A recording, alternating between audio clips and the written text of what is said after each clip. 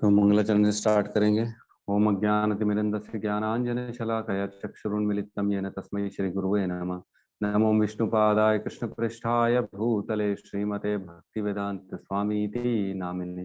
नमस्ते सरस्वती देवे गौरवाणी प्रचारिणे निर्विशेष शून्यवादी पाश्चात्य देशतारिणे। जय श्री कृष्ण चैतन्य प्रभु नित्यानंद श्री अद्वैत गदाधर श्रीवासादि गौर भक्तवृंद। हरे कृष्णा कृष्णा कृष्णा हरे हरे, हरे राम राम राम हरे हरे कृष्णा। तो हम अभी अध्याय नंबर 2 में हैं और कल तक 2.57 तक हमने किया था। तो 4 चीजें पूछी अर्जुन ने। क्या 4 चीजें पूछी, कौन बताएगा? 2.54 में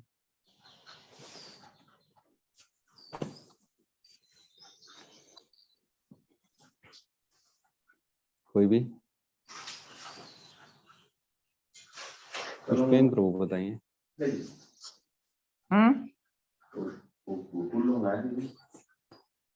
पुष्पेंद्र प्रभु।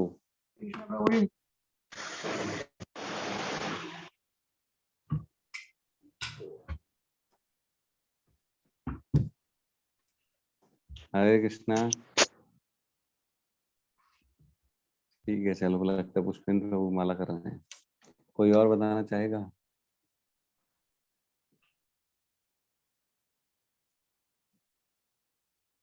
कोई भी नहीं बताना चाहेगा? अमित प्रभु।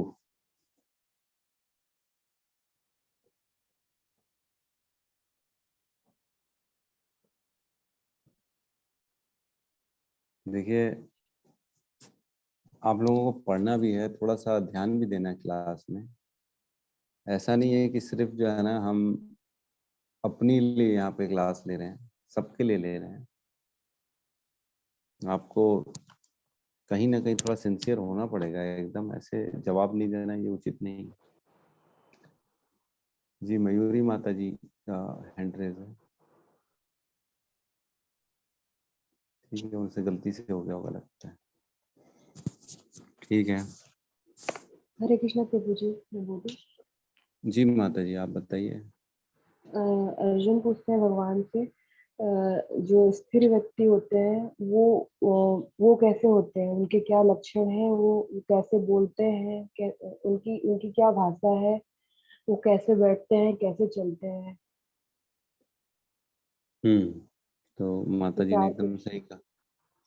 4 चीजें पूछी अर्जुन ने भगवान से कि का भाषा, क्या बोलते हैं वो, है ना, और किम प्रभाषेत, मतलब वो किस प्रकार रिएक्शन देते हैं, कैसी विपरीत स्थिति होती है तो वो किस प्रकार अपना आचरण करते हैं, और किम आसीत मतलब कैसा रहता है वो, और किम रजेत मतलब किस प्रकार जो है चलता है, बोलता है, बैठता है, और बाकी चीजें कैसे करता है।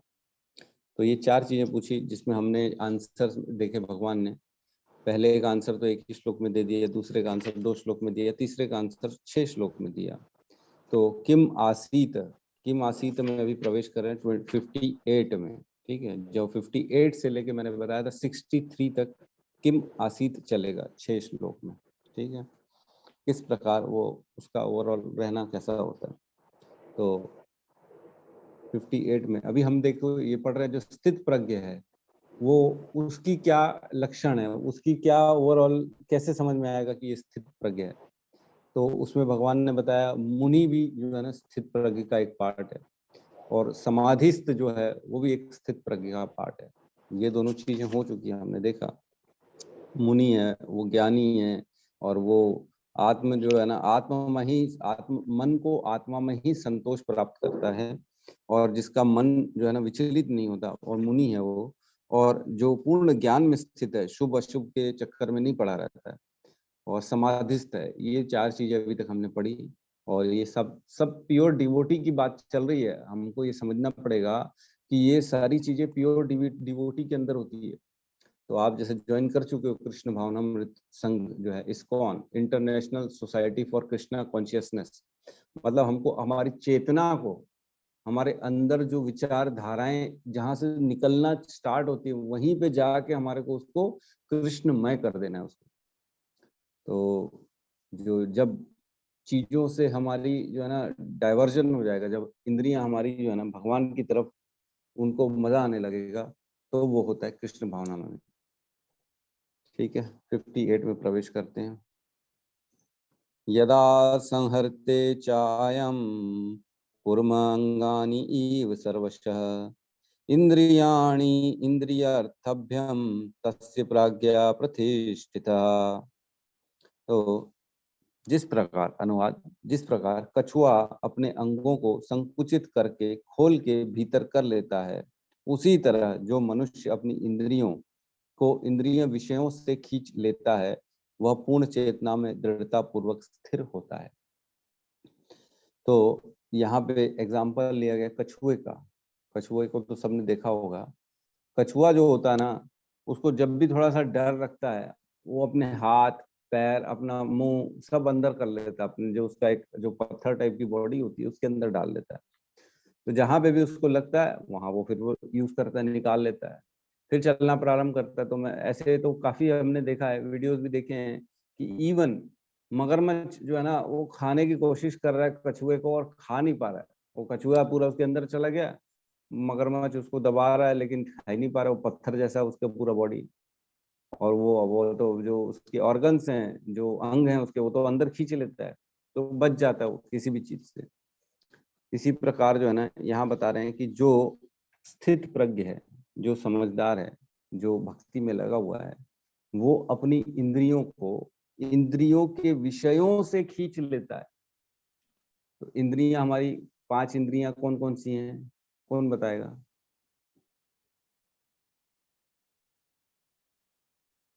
बताइए।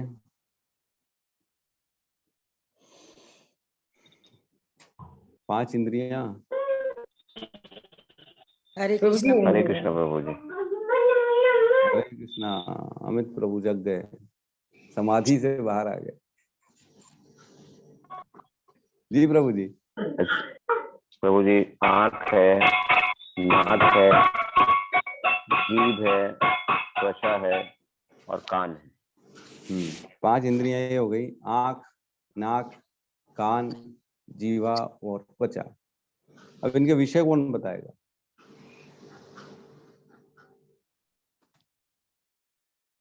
जल्दी।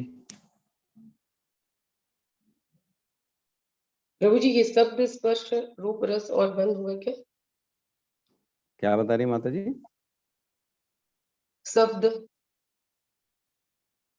शब्द मतलब जी शब्द नहीं होता माता जी, स्वाद होता है। सुगंध। विषय जो होता है स्वाद। जी बाकी तो ठीक है। रूप जो रस है, सॉरी सॉरी आपने ठीक बोला, रस जो है, रस जीवा का जो है विषय है। और रूप, रस, गंध और स्पर्श स्पर्श स्पर्श। और जो है जो सुनने वाली है, ध्वनि, जिसको उसको क्या बोलते हैं अपन? उसी को शब्द कहा प्रभु जी मैंने, शब्द। शब्द। ओके ओके ठीक। तो 5 जो है ना विषय होते हैं। कानों को अच्छा लगता है सुनना, मधुर वाणी, किसी का भी शब्द जो है वो सुनना उसको अच्छा लगता है। आंखों को देखना जो है ना, किसी का रूप स्वरूप देखना पसंद आता है। और नाकों को सूंघना जो है ना, घृणा मतलब घृणेन इंद्रिया बोलते हैं ना जिसको, सूंघने की शक्ति जो होती है जिसमें गंध आता है। और स्पर्श आता है स्किन का, त्वचा से जो है ना। ये 5 विषय हैं। और 5 कर्म इंद्रियां कौन सी हैं?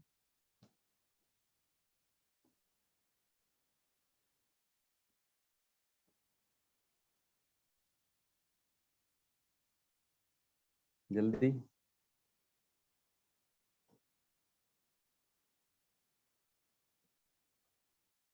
कौन बताएगा?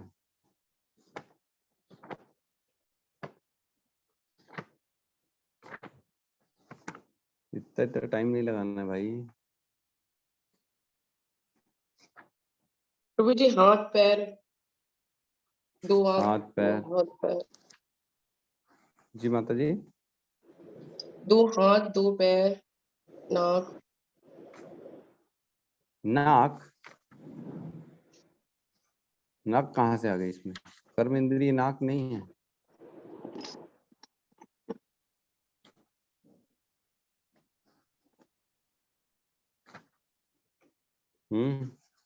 और कोई? प्रभु जी, हाथ, पैर, मुंह,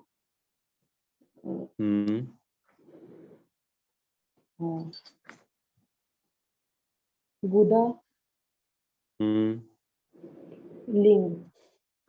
एकदम सही कहा माता जी ने। हाथ, पैर और वाणी जो है ना, मुख जो है, जिस वाणी से हम किसी के ऊपर भी जो है ना बड़े जो है ना वो प्रहार करते हैं अपनी बातों से, उनको छोड़ते नहीं हैं वाणी से। तो हरे कृष्णा, दंडवत प्रणाम टू तमाल कृष्ण प्रभु जी। आपका बहुत बहुत स्वागत है मॉर्निंग भगवत गीता की क्लास में और आपके मार्गदर्शन में। प्लीज कंटिन्यू कीजिए। ठीक है प्रभु जी, आप करेंगे? नहीं, प्लीज कंटिन्यू कीजिए। ठीक है। तो यहाँ बता रहे हैं 2.58 में कि जिस प्रकार कछुआ अपने अंगों को संकुचित करके अंदर खींच लेता है, उसी प्रकार जो स्थित प्रज्ञ व्यक्ति है, मनुष्य है, वो अपनी इंद्रियों को इंद्रिय विषयों से खींच लेता है। तो जैसे अब देखो, बहुत इंपॉर्टेंट है ये समझना कि सिर्फ हमारा पूरा जीवन जो होता है ना, इंद्रिय विषयों को प्राप्ति में निकल जाता है। पूरा जीवन इसी को जीते रहते हैं कि मैं ये पालूं, मैं वो खा लूं। मेरी एक इच्छा है प्रभु जी, मैं तो जो है ना पहाड़ के ऊपर चढ़ के जो है ना ठंडी ठंडी हवा खाऊं, ये इच्छा है मेरी। तो हर बार यही पूछा जाता है, अरे आपकी इच्छा क्या है बताओ, मैं उसको पूरी कर देता हूँ। तो इंद्रियों के चक्कर में आदमी पूरा जीवन निकाल लेता है अपना। तो यहाँ पे हम बहुत अच्छे से इसमें तात्पर्य में प्रभुपाद बता रहे हैं कि किसी योगी भक्त या आत्म सिद्ध व्यक्ति की कसौटी यह है कि वह अपनी योजना के अनुसार इंद्रियों को वश में कर सके, किंतु अधिकांश व्यक्ति अपनी इंद्रियों के दास बने रहते हैं और इंद्रियों के ही कहने पर चलते हैं। यहाँ पर इस प्रश्न यहाँ यह है उत्तर इस प्रश्न का कि योगी किस प्रकार स्थित होता है। तो इसमें बहुत अच्छा एग्जाम्पल दिया गया है, एक सांप का एग्जाम्पल दिया गया है। इंद्रियों की तुलना विषैले सर्पों से की गई है। वे अत्यंत स्वतंत्रता पूर्वक तथा बिना किसी नियंत्रण के कर्म करना चाहती है। तो जो हमारी सांप होते हैं ना, सांप के समान है इंद्रियां, वो बगैर किसी कंट्रोल के काम करती है। आपको पता ही नहीं पड़ेगा, धीरे धीरे डसती रहेंगी और आप उनके विषयों के प्रति आसक्त होते चले जाएंगे। हमारी ऑटोमेटिकली अंदर से इच्छा होती है कि मैं ये पालूं, मैं वो खा लूं, मैं ये सुन लूं, इसको देख लूं, इसका आलिंगन कर लूं, इसको पालूं। तो ये सारी इंद्रिय विषय हैं, इनके पीछे भग रहे इंसान। तो इनसे बचना चाहिए हमारे को। एक सपेरे की भांति अत्यंत प्रबल होना चाहिए, वह उन्हें कभी भी कार्य करने की छूट नहीं देता। तो एक सपेरा जैसे होता है, सांप को कंट्रोल में करके रखता है, उनको छूट नहीं देता, वैसे ही हमारे को हमारे इंद्रियों के ऊपर कंट्रोल करना है। तो जैसे सपोज करो, एक एक समझना पड़ेगा कि एक आपकी पसंद है, सपोज करो गुलाब जामुन खाना, आपकी जीवा को बहुत अच्छा लगता है गुलाब जामुन खाना। तो क्या जरूरी है वो एक गुलाब जामुन जो आपको पसंद है वो दूसरे को भी पसंद है? नहीं, ऐसा नहीं है। जो सुख आपको गुलाब जामुन से मिल सकता है, वही सुख एज इट इज किसी दूसरे को उस गुलाब जामुन से नहीं मिल सकता। तो क्या तत्व में वो सुख है? मतलब गुलाब जामुन में सुख है कि सुख है कहाँ? क्योंकि आपको मिल रहा है, दूसरे को नहीं मिल रहा। किसी को डायबिटीज है, वो पसंद नहीं करता मीठा, उसको बिल्कुल पसंद नहीं है, वो नहीं खाना चाहता, लेकिन आपको बहुत पसंद है खाना। तो सुख जो है एक्चुअल में आपको अंदर है, आपके मनो लेवल पे है, मन के लेवल पे, कि मैं इसको खाऊंगा तो मेरे को तृप्ति मिलेगी। लेकिन वो गुलाब जामुन में सुख नहीं छुपा है, वो किसी को सुख नहीं दे सकता। सिर्फ हमारी सोच है जो उसको प्राप्त करती है और सुख का अनुभव करती है। तो इस प्रकार किसी भी चीज में जो है ना सुख दुख नहीं होता, ये सिर्फ हमारी सोच में होता है।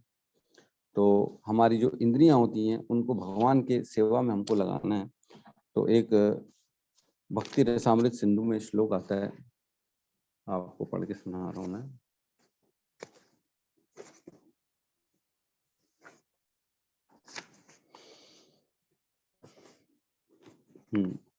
सर्वोपाधि विनिर्मुक्तम तत्परत्वेन निर्मलम ऋषिकेण ऋषिकेश सेवनम भक्तिरुच्यते, मतलब सर्व उपाधि, जो हमारी जितनी उपाधियां हैं, जो हम सोचते हैं कि मैं एक वकील हूँ, डॉक्टर हूँ, मैं इंडियन हूँ, मैं आर्मी का आदमी हूँ, मैं जो है कलेक्टर हूँ, मैं कमिश्नर हूँ, जो भी हमारे अंदर है, उनसे मुक्त हो जाना। ये कोई जो है ना आपकी परमानेंट नहीं है, ये खाली आपने जो है ना भौतिक संसार में खाली अर्जित की है कुछ समय के लिए। तत्परतेन निर्मलम, मतलब पूर्ण पुरुषोत्तम की सेवा में सारी इंद्रियों को लगाना है हमारे को। ऋषिकेण ऋषिकेश सेवनम, ऋषिकेश मतलब जितनी इंद्रियां होती हैं उनके स्वामी भगवान, भगवान जो है ना सारी इंद्रियों के स्वामी होते हैं। तो हम पढ़ेंगे आगे चल के, जो प्रकृति पुरुष चेतना है उसमें भगवान कहते हैं कि मैं सभी का क्षेत्रज्ञ हूँ, मैं सभी के अंदर ज्ञाता हूँ। दो क्षेत्रज्ञ होते हैं, एक क्षेत्र जो हमारे शरीर में, एक शरीर को जानने वाला आत्मा, और एक होता है दूसरा परमात्मा। तो भगवान सबकी इंद्रियों के स्वामी हैं। मनुष्य सारी भौतिक उपाधियों से मुक्त हो जाता है और भगवान की सेवा में लगे रहने मात्र से उसकी इंद्रियां शुद्ध हो जाती हैं। तो जैसे जैसे हम भगवान की सेवा करेंगे वैसे वैसे हमारी जो ये इंद्रियों के अंदर विचार आते हैं, इनसे हम मुक्त हो जाएंगे। तो इसी को भक्ति कहते हैं कि किस प्रकार जो है हम भगवान की सेवा में अपनी इंद्रियों को लगाएं। तो इसमें ना एक बहुत अच्छा जो है आपको मैं बता रहा हूँ, अम्बरीश महाराज की बात बताई गई है प्रभुपाद के द्वारा, जो है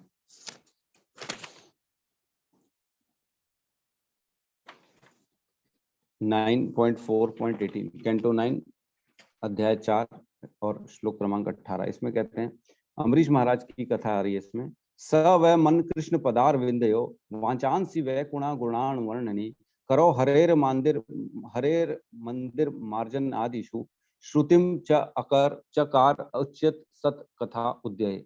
मतलब महाराज अम्बरीश सदैव अपने मन को कृष्ण के चरण कमलों में का ध्यान करने में, अपने शब्दों को भगवान के गुणगान करने में, हाथों को मंदिर मार्जन में तथा कानों को कृष्ण की कथा सुनने में लगाते रहते।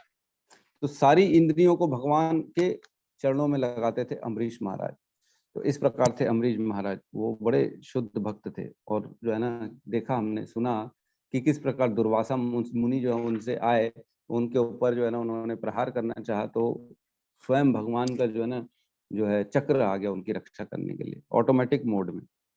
तो जो भगवान के विषयों में सोचते हैं, भगवान के विषयों में इंद्रियों को लगाते हैं, वही पूर्ण रूप से भक्त बन पाते हैं, वही सिद्धि प्राप्त कर पाते हैं। सिद्धि तो खैर हमारे प्राप्त करने के कोई औचित्य नहीं, हमको सिद्धि नहीं चाहिए, हमारे को भक्ति चाहिए। तो काम, प्रभु जी ने कल भी बताया, जो है ना 4 चीजें होती हैं, अर्थ काम धर्म मोक्ष, ये 4 चीजें होती हैं। इनसे ऊपर होती है भक्ति। भक्ति जहाँ रहती है ना वहाँ पे ये सारी चीजें वैसी ऑटोमेटिकली आ जाती हैं। तो हमारे को भक्ति प्राप्त करनी है, ना कि कोई और। तो हमारे को हमारी सारी इंद्रियों को भगवान के जगह पे लगानी, भगवान के विषयों में लगानी, और उनको जहाँ पे भी उनके विषय उनको खींचनी है वहां से। अगर नहीं खींचेंगे तो भटक जाएंगे फिर संसार में, फिर ये माया जो है ना हमारे को फिर प्रलोभन देके घुमाती रहेगी इस संसार में।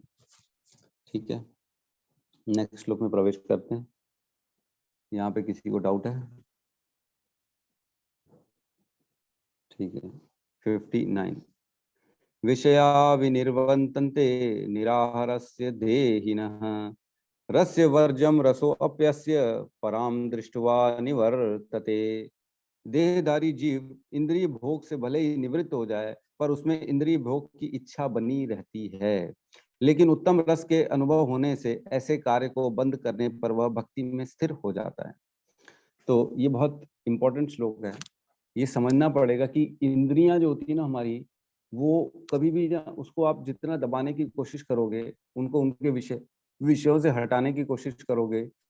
जैसे आप निकल रहे हो कहीं पे भी और आपने देखा समोसे, गुलाब जामुन, जो भी आपको पसंद है, कहीं ना कहीं आपके अंदर इच्छा होगी, थोड़ा सा रुक जाओगे देखने की, अरे यार खा लूं, अरे यार इसको टेस्ट कर लूं। तो इंद्रियां जो होती है ना वो विषयों के प्रति हमेशा आकर्षित होती रहती। तो हमको क्या करना है ऐसी स्थिति में?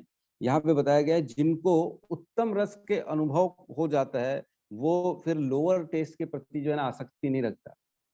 तो जैसे जैसे हम भक्ति करेंगे, प्रसादम पाएंगे, हमारे अंदर की चित्त चेतना शुद्ध होती चली जाएगी और इंद्रियां जो होती है ना वो शुद्ध होती चली जाती। फिर उनको हमको दबाना नहीं है, उनको डाइवर्ट करना है। तो हमने जैसे उस दिन भी डिस्कशन किया किसी को अगर गाना पसंद है तो वो भगवान के भजन गाए, उसको ऐसा नहीं कि अपने को दबाना है।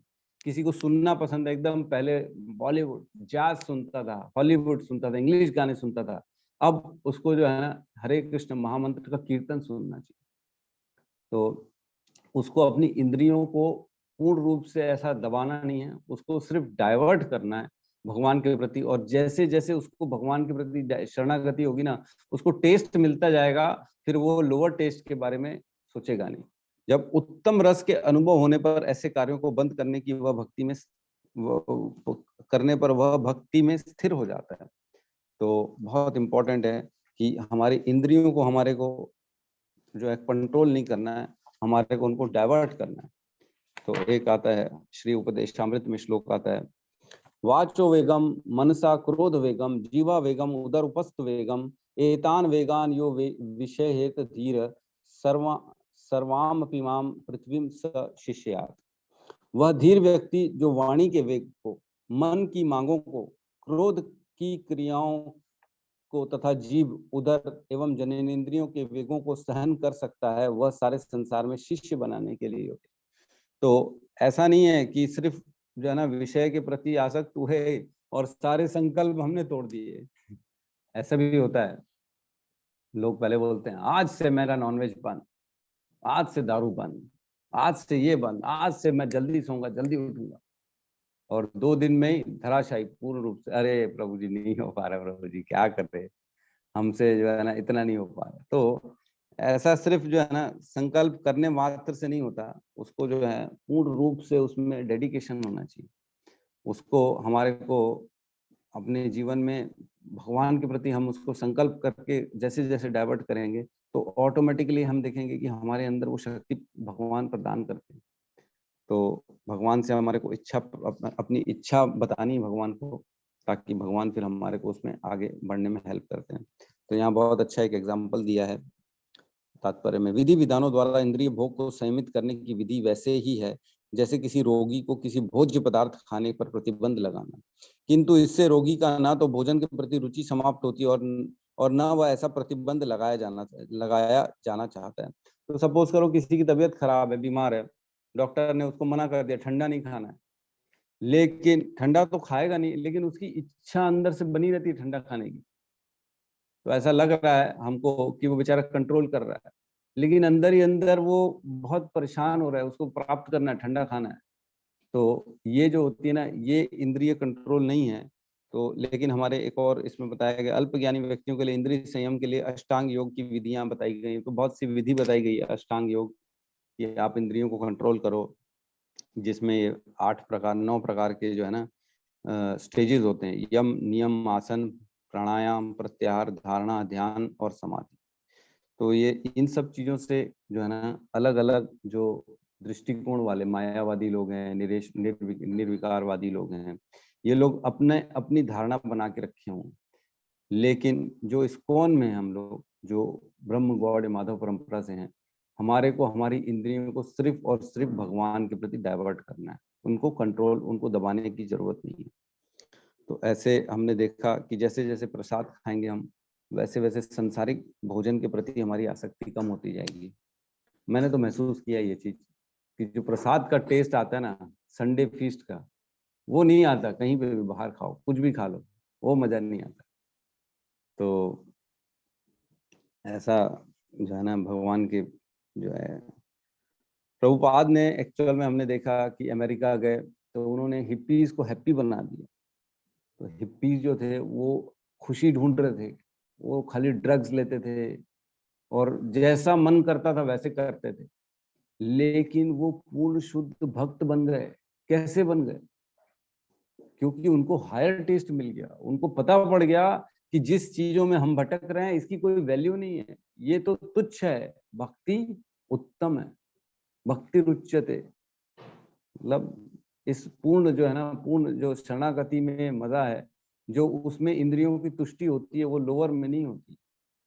तो एक जो है ना आता है प्रसंग सौरभी मुनि का, सौभरी मुनि, वो अपनी इंद्रियों को पूर्ण रूप से कंट्रोल करने के लिए और भगवान की तपस्या करने के लिए वो यमुना के अंदर चले गए, बोले मैं नदी के अंदर जाके भगवान की तपस्या करूंगा, ताकि ना मैं देखूं इस संसार को, और ना किसी विषय के प्रति मेरी इंद्रियां जो है ना वो भोगने के चक्कर में रहे। चुपचाप बड़ी आराम से वहां मैं अपनी तपस्या करूंगा। तो सौबरी मुनि ने जब तपस्या स्टार्ट की, तब अंदर पानी के अंदर उन्होंने देखा, तपस्या काफी समय तक कर लिया उन्होंने, फिर उनका ध्यान गया, 2 मछलियां आपस में संग कर रही थी। सोचो, मछलियों का संग देख के उनके अंदर भी विषय वासना जो है ना वो जल पड़ी, और उनकी भी इच्छा हुई कि मैं भी अब जो है ना ये जो है ये काम करूं, मैं भी किसी का संग करूं। तो उन्होंने अपनी तपस्या छोड़ के बाहर निकले और मानधाता की 50 पुत्रियों से उन्होंने विवाह किया। तो इस प्रकार हम देखते हैं कि ऐसा नहीं है कि कभी भी जो है ना ये वेग खींच लेता है इंद्रियों का। आप सोच तो रहे हैं कि मैंने कंट्रोल कर लिया है, लेकिन ऐसा नहीं है। अगर कहीं पे भी उसको हवा मिली तो वो इंद्रिय आपको पूर्ण रूप से खींच लेगी। मन का वेग बना रहता है हमेशा, इसलिए मन को, इंद्रियों को संयमित करना रहता है और उनको भगवान के प्रति डाइवर्ट करना रहता है। तो जितना जितना हम भगवान की कथा सुनेंगे और जितना जितना ये सब पढ़ेंगे, प्रभुपाद की बुक्स पढ़ेंगे, ऑटोमेटिकली हमारा मन और जो है इंद्रियां शुद्ध होती चली जाएंगी। तो इस प्रकार जो हायर टेस्ट मिल जाता है उसको फिर लोअर टेस्ट की कभी भी अभिलाषा नहीं रहती है। ठीक है, किसी का कोई यहाँ पे क्वेश्चन है, डाउट है तो ले सकते हैं।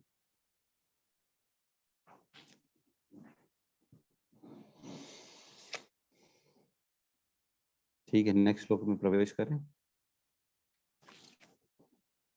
नेक्स्ट श्लोक में प्रवेश करते हैं 60 में, 2.60।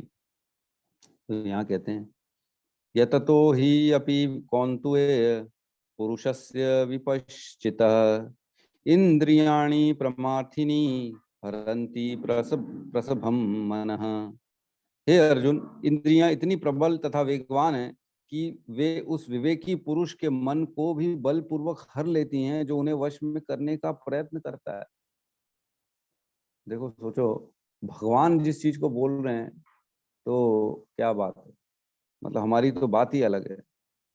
इंद्रियां जो है ना इतनी प्रबल होती हैं कि वे उस विवेकी पुरुष को सिर्फ एक इंद्री खींच लेगी। तो इसमें प्रसंग आता है विश्वामित्र जी का, एक बहुत अच्छा विश्वामित्र जी का प्रसंग आता है। यहाँ पे लिखा है, यहाँ तक कि विश्वामित्र जैसे महर्षि तथा पूर्ण योगी को भी मेनका के साथ विषय भोग में प्रवृत्त होना पड़ा। यद्यपि वे इंद्रिय निग्रह के लिए कठिन तपस्या तथा योग कर रहे थे। विश्व इतिहास में इस तरह की अनेक दृष्टांत हैं।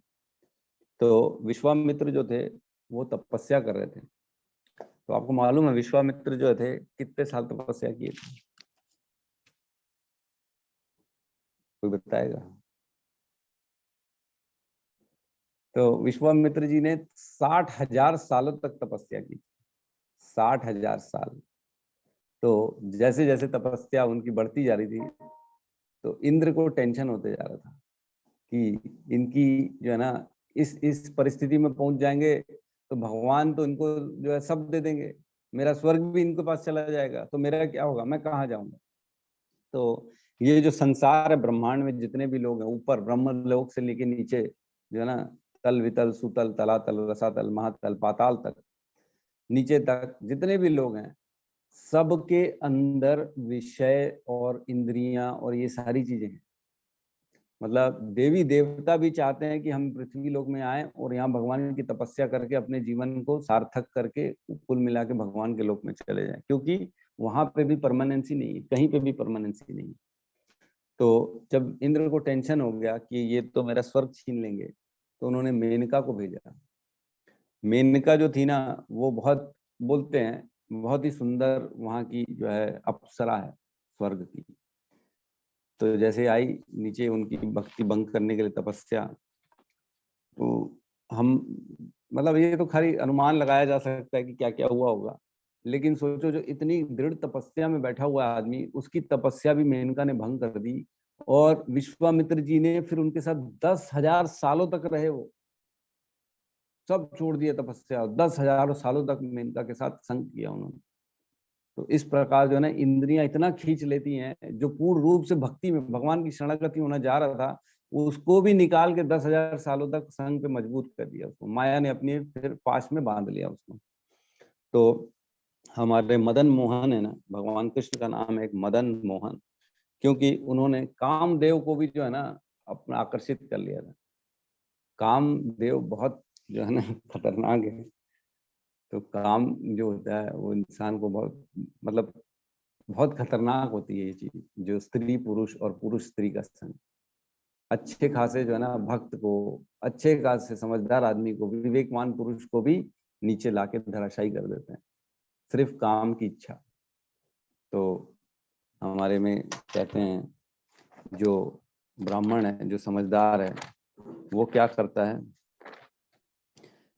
पंडित कौन है, पंडित है ना, मात्रवद पर दारेशु, लोष्टवद पद पर द्रव्येशु, आत्मवद वत सर्वभूतेषु या पश्यति स पंडिता। मतलब पंडित कौन है, दूसरी सारी स्त्रियों को माता के तुल्य समझे, दूसरे के पैसे को लोहे के समान समझे, और आत्मा सभी में एक है ये समान समझे, तो ये जो जानता है वो पंडित है।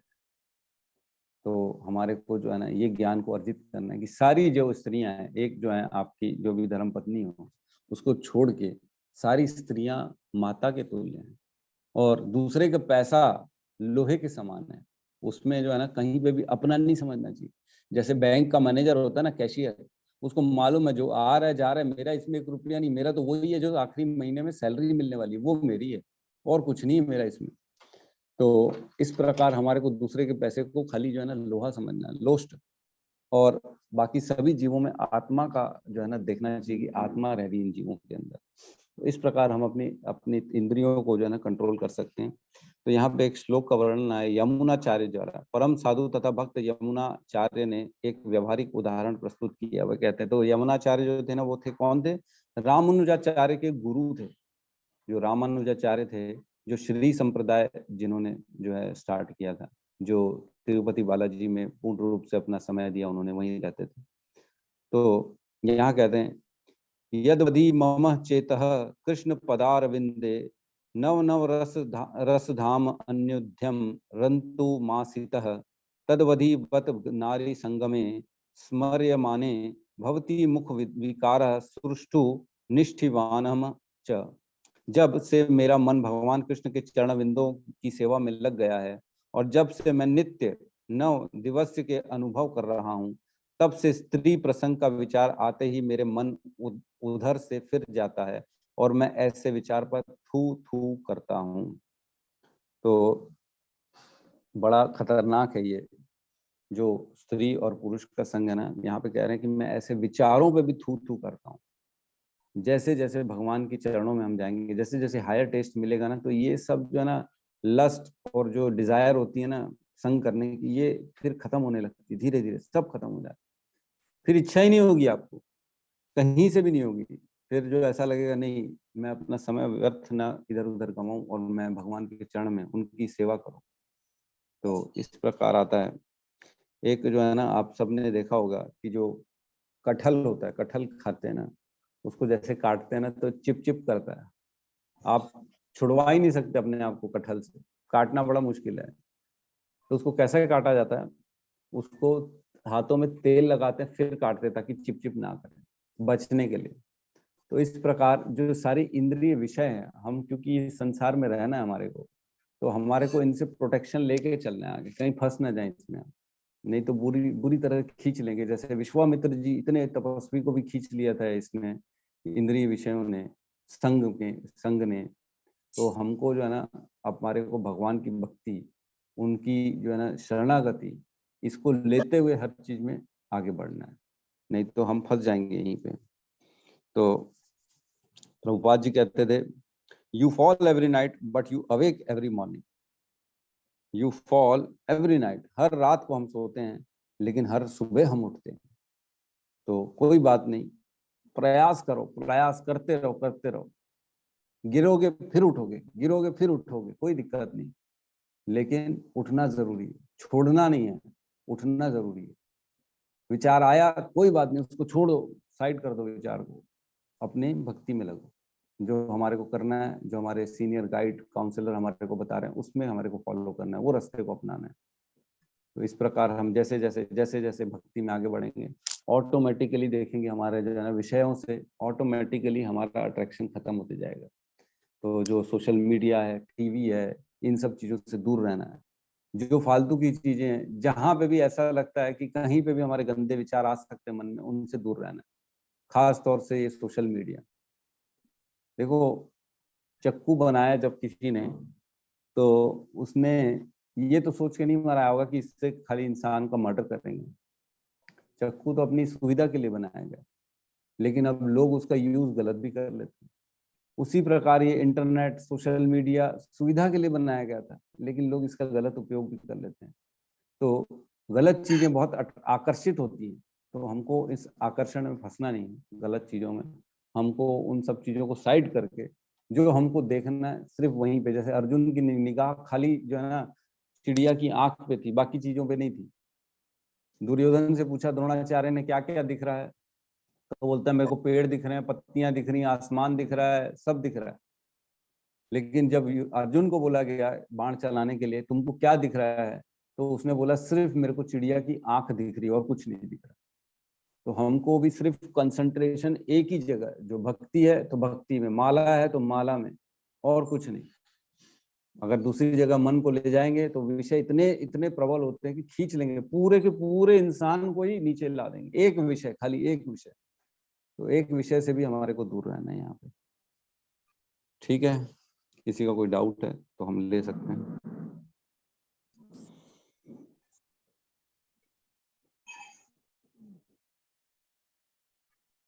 प्रभु जी अगर आप हैं तो प्लीज थोड़ा सा आप एक्सप्लेन और कर दें। चले गए क्या तमाल प्रभु जी? हिज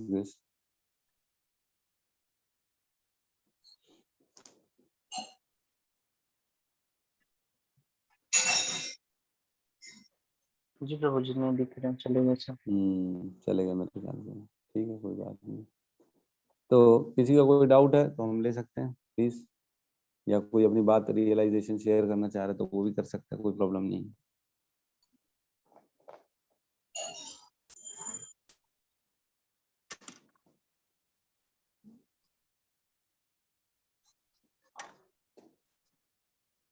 एक्चुअल में क्या होती है, माया जो होती है ना, अलग अलग तरीके से हमारे को खींचने की कोशिश करती है। माया आपको हमेशा खींचेगी नीचे, लेकिन हमको भक्ति नहीं छोड़नी, किसी भी स्थिति में भक्ति नहीं छोड़नी है। जैसे सपोज करो मंदिर जा रहे हैं, बेस जा रहे हैं, कोई कुछ बोल रहा है, अरे तुमको अक्ल नहीं है यार, तुम बेवकूफ आदमी, तुम ये कर रहे हो, तुम वो कर रहे हो, लेकिन हमको भक्ति नहीं छोड़नी है। ये सारी जो है ना, ये गेम प्लान चल रहा है आप लोगों को नीचे गिराने का। आप जाओगे वहां पे भी दोष देखोगे, अरे प्रभु जी ये कोई मंदिर है, प्रभु जी ऐसा कोई प्रीचर होता है, प्रभु जी ऐसे कोई साधु होते हैं, ऐसे कोई ब्रह्मचारी होते हैं, ऐसा बोलते हैं हमको। ये सारे गेम चल रहे हैं माया के, आपको नीचे गिराने। आप जैसे जैसे दोष देखोगे ना, उसी में फंसते चले जाओगे। हमको दोष नहीं देखना, हमको वहां पे भगवान को, विग्रह को देखना है, जगन्नाथ जी को देखना है, वहां जो है ना राधा रास बिहारी को देखना है। तो जैसे जैसे हम चीजें देखनी क्या है वो हमारे ऊपर, और गंदी चीजें, बुरी चीजें देखेंगे तो बुरा बुरा अंदर आते जाएगा, और उस प्रकार हम फंसते चले जाएंगे, नीचे पतन हो जाएगा फिर हमारा। तो उससे बचना है हमारे को, बहुत इंपॉर्टेंट है ये। तो जो समाधिस्थ है, जो प्योर डिवोटी है, जो शुद्ध कृष्ण भावना भवित है, वो इन सब चीजों से दूर रहता है, वो कभी भी फंसता नहीं इन सब चीजों में। एक इंद्रियां ही खींच लेगी, सिर्फ एक। सुनना है तो सुनने की चीज ही आपको खींच लेगी, पूरा जो आपने किया तपस्या की सब भंग हो जाएगी, कहीं के नहीं रहेंगे हम। ठीक है,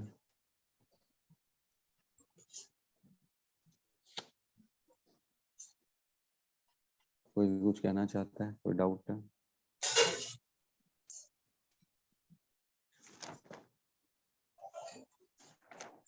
तो अम्बरीश महाराज का जो मैंने बताया आप लोगों को, अम्बरीश महाराज के जो है ना पूरा वर्णन है स्कंद मतलब कैंटो 9 अध्याय 4, 18, 19, 20 3 श्लोक में उनका वर्णन है। मैंने 18 पढ़ा, 19, 20 भी पढ़ के सुना रहा हूँ मैं आपको। वो किस प्रकार उनकी सोच थी, वो क्या करते थे। मुकुंद लिंगालय दर्शन दृश्यो तद भव्य गात्र स्पर्श अंग संगमम घृणाणम च तत्पाद सरोज सौरभे श्रीमद तुलसया रसनाम तत् अर्पिते। वे अपनी आंखों को भगवान के अर्चा विग्रह मंदिर धाम में देखने में, स्पर्श इंद्रियों को भक्तों के शरीर को स्पर्श करने में, घ्राणम इंद्रियां नाक को तुलसी दल सूंघने में, जीव को प्रसाद चखने में लगाते थे। तो राजा थे ना, वो चक्रवर्ती सम्राट थे, वो चाहे तो कुछ भी कर सकते थे, लेकिन करते क्या थे, वो ये करते थे। और कहते हैं पादो हरेर क्षेत्र पादानुसर्पणे शिरो ऋषिकेश पदा अभिवंदने कामम च तास्य न तु काम कामयाया यथा उत्तम श्लोक जनः आश्रया इति। पैरों को मंदिर पवित्र स्थान जाने में, सिर को भगवान के समक्ष झुकाने में और अपनी इच्छाओं को 24 घंटे भगवान की सेवा में लगाया। निस्संदेह महाराज अम्बरीश अपनी इंद्रिय तृप्ति के लिए कभी कुछ नहीं चाहा।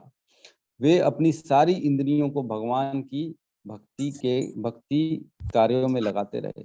भगवान के प्रति अनुराग बढ़ाने की और समस्त भौतिक इच्छाओं से पूर्णतः मुक्त होने की यही विधि है।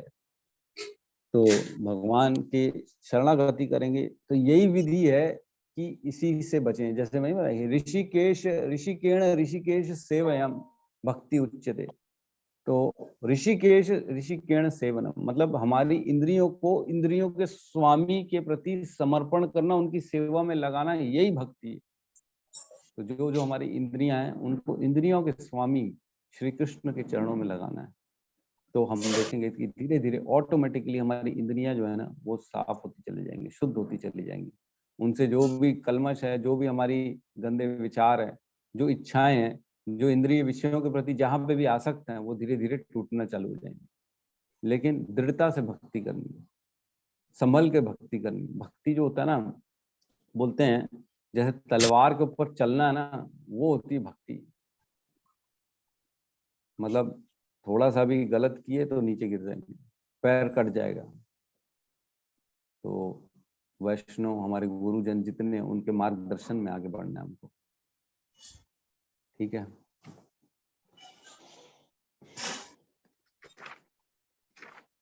कोशिश करेंगे। अब ज्यादा तो बचे नहीं है, 3-4 दिन में 72 तक इसमें अध्याय में 11 श्लोक और बच्चे हमारे 60 तक हो गए। तो 72 3 दिन में कोशिश करेंगे करने की, अगर हुआ तो ठीक है। तो यहाँ पे आज हम अपनी क्लास को विराम देते हैं। ठीक है,